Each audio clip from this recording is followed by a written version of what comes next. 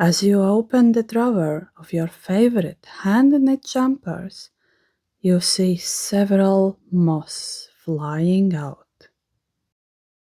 Welcome to Sorceress Crafts channel. I'm Spigen, or the Sorceress. I learned to knit in the previous century, and these days I teach other people how to knit. While knitting is my primary fiber crafts, I also dabble in lots of other fiber yarn crafts. So that means I'm always surrounded by yarns, and very often those are completely natural yarns.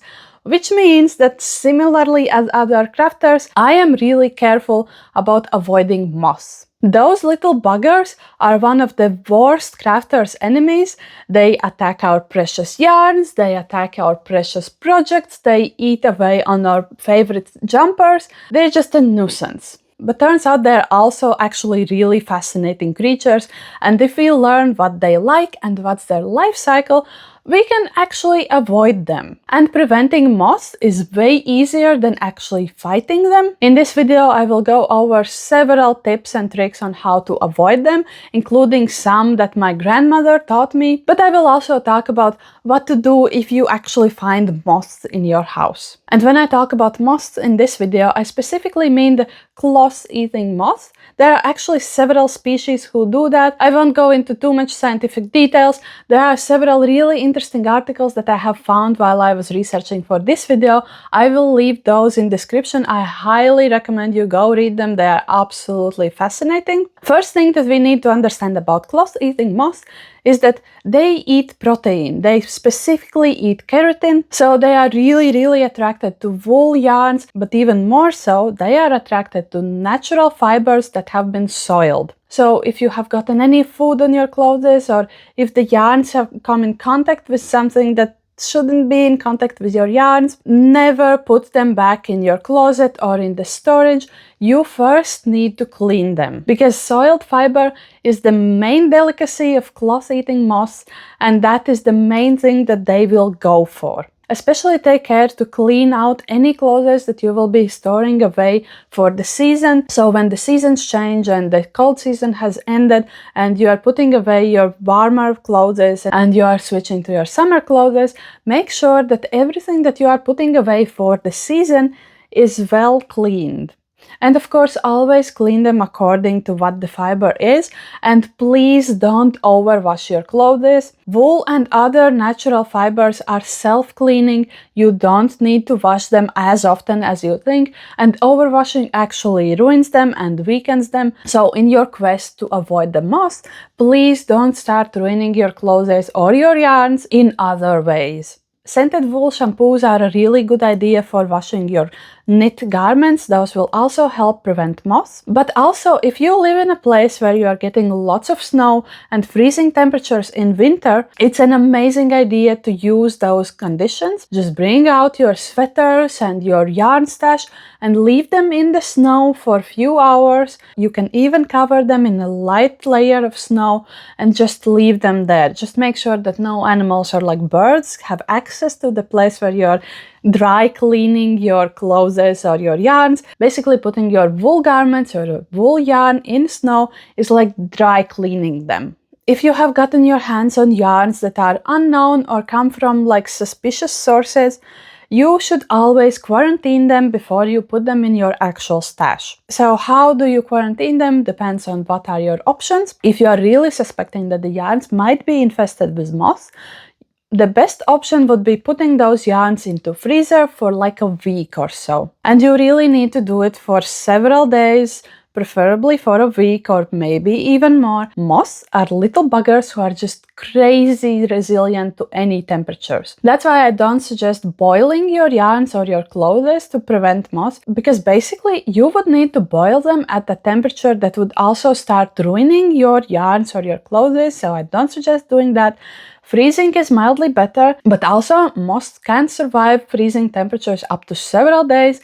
That's why you need to leave your clothes or your yarns in the freezer for a longer period of time. If putting your yarns in freezer simply isn't an option and there aren't freezing temperatures outside, another pretty good option would be getting like a really big Ziploc bag, putting everything in the Ziploc bag and putting those Ziploc bags in a different room than you keep your yarn stash. Leave those yarns in a bag for at least a week, preferably up to 2 or 3, and just monitor if you start seeing any moths appearing in the bags, or maybe you start seeing the little larvae on the yarns, and then you can see if there's something on them. The same thing applies if you have gotten any secondhand clothes from sources that might be suspicious for whatever reason. And anyway, when you get secondhand clothes, you should always wash them. That will also help prevent moths on appearing in your house. And here's a little fun fact about moths. One of the reasons why they are so interesting is that they have actually developed to live primarily in the human houses. Cloth-eating moths almost never live outside in the wild. They are purely creatures that live with humans, and they have evolved together with humans. So that means if you don't have any moths at your house currently, you don't really have to worry that much, because they can't simply come into your house out of nowhere.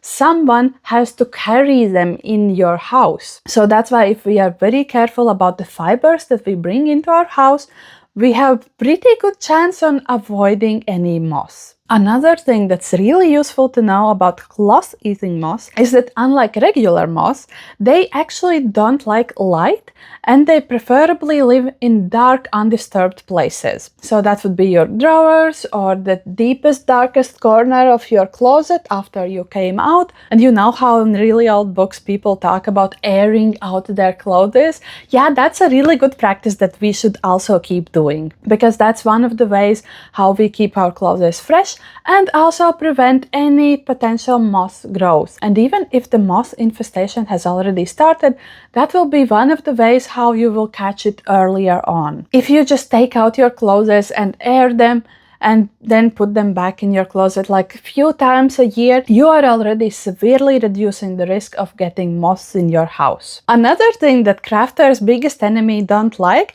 are actually really strong specific smells. And the good news for us is that those smells are usually quite pleasant for humans.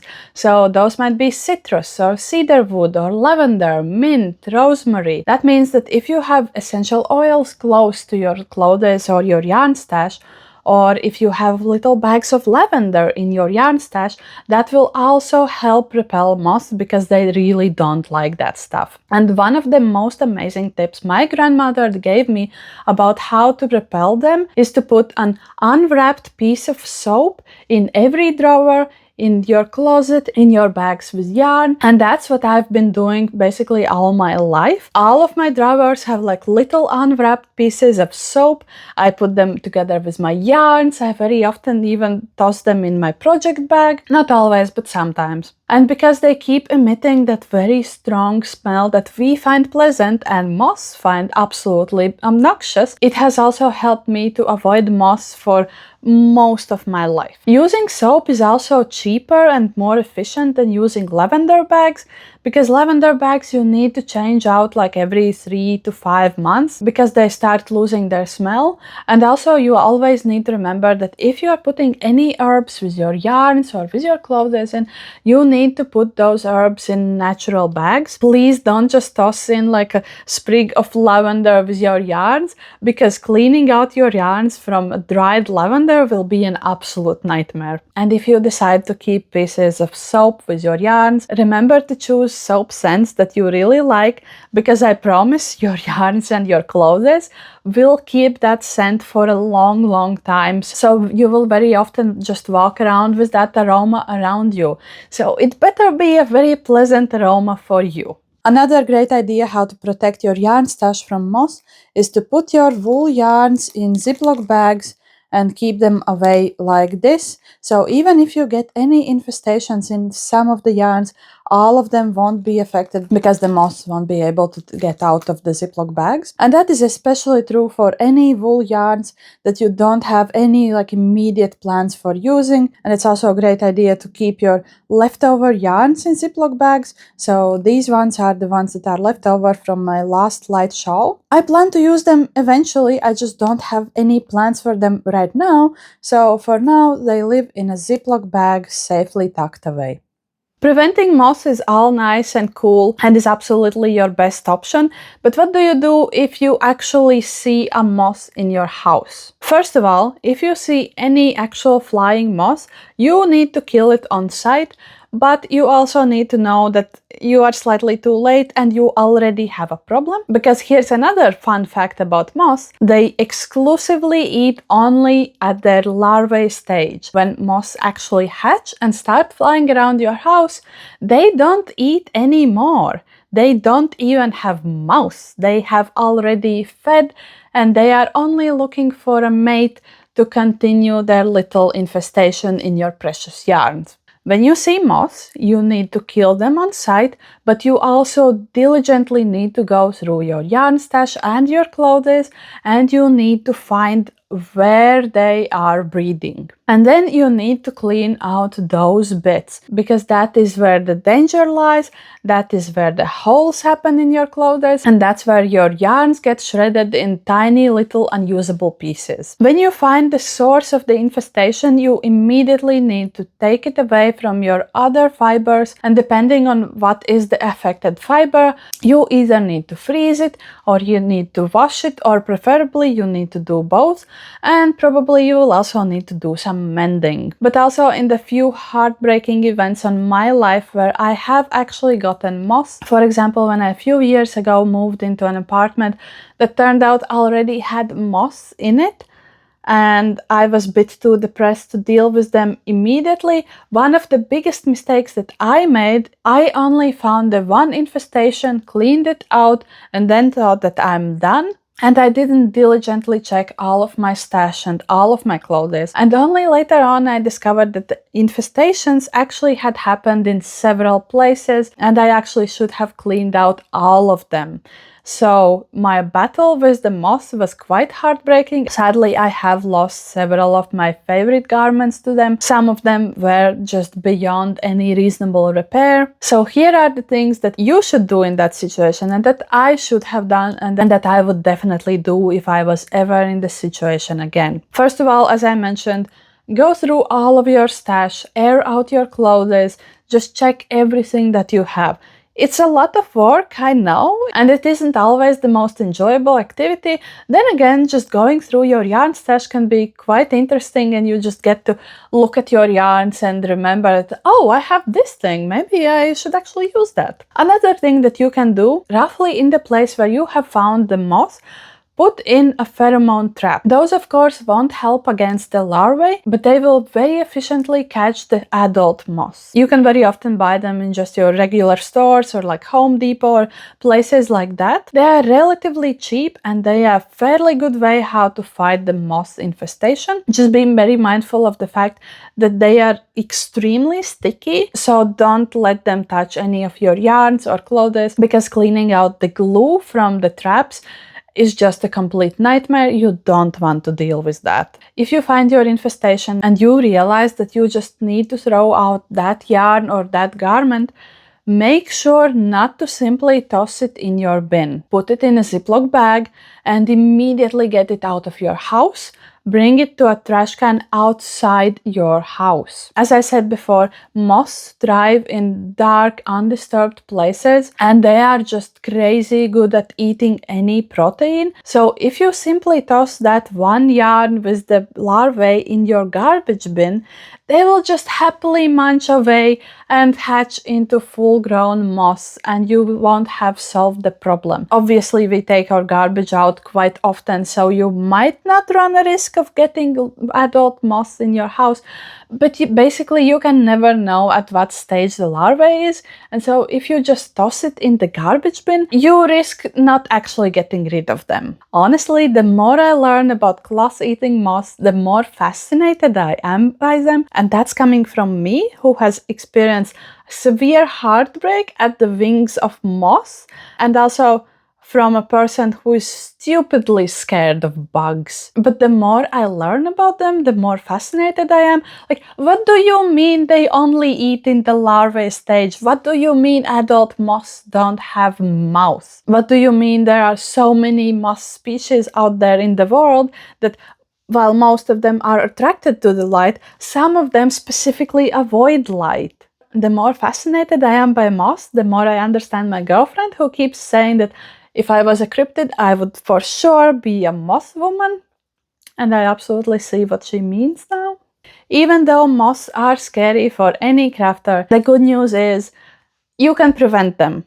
Preventing them is way easier than fighting them, and because they only live in human habitats, it's actually fairly easy to protect yourself from them. And luckily we don't have the same problems as like museums have with fighting moths. And so I think we as crafters should be quite grateful that it's actually so easy for us to prevent moth infestations. Thank you for watching all of this video. I really appreciate your support, and if you would like to support me even further, I have made a Buy Me Coffee account where you can either choose a subscription model or a one-time payment as a thanks for the videos that I make. But please know that there is no extra content on that account. I want to keep all of my tutorials and all of my information about crafting free and accessible to literally everyone, because I truly believe that the world would be a better place if everyone had a chance to learn to craft, learn to take care of their clothes, learn to mend things. Basically, I don't want to lock any of my content behind a paywall. So if you choose to support me on the Buy Me Coffee account, that support is for the already existing videos, and it will also help me make more videos like this. But please don't feel bad if you can't afford that. You are already really supporting me by watching this whole video, and you can always just leave me a nice comment. Thank you, and I will see you in the next video.